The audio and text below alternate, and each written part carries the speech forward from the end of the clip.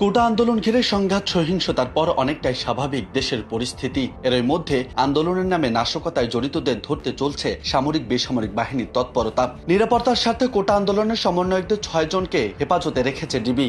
সকল প্রকার আন্দোলন প্রত্যাহারের ঘোষণাও দিয়েছে হেফাজতে থাকা সমন্বয়করা। তবুও যেন রেশ থামছে না কোটা আন্দোলনের। অন্যান্য সমন্বয়করা বলছেন, জোর করে ঘোষণাপত্রে স্বাক্ষর নেওয়া হয়েছে নাহিদ সার্জিসদের। এতে আবারও মহা আন্দোলনের ডাক দিয়েছে শিক্ষার্থীরা।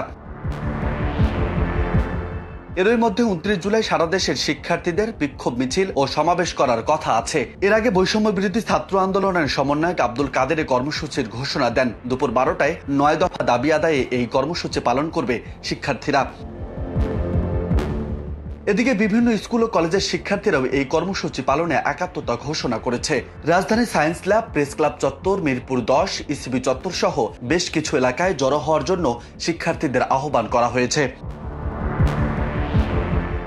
ফলে আবারও রণক্ষেত্রে পরিণত হবে ঢাকায়, এমন শঙ্কাই করছে রাজধানীবাসী। শিক্ষার্থীদের দাবির গুরুত্ব না পেলে পরিস্থিতি সামলানো কঠিন হবে বলেও মন্তব্য করছেন বিশ্লেষকরা।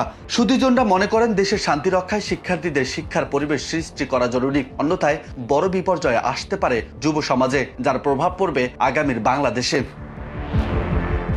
তবে আইন শৃঙ্খলা বাহিনীর সদস্যরা বলছেন, আন্দোলনের নামে জনদুর্ভোগ সৃষ্টি করলে ব্যবস্থা নেওয়া হবে।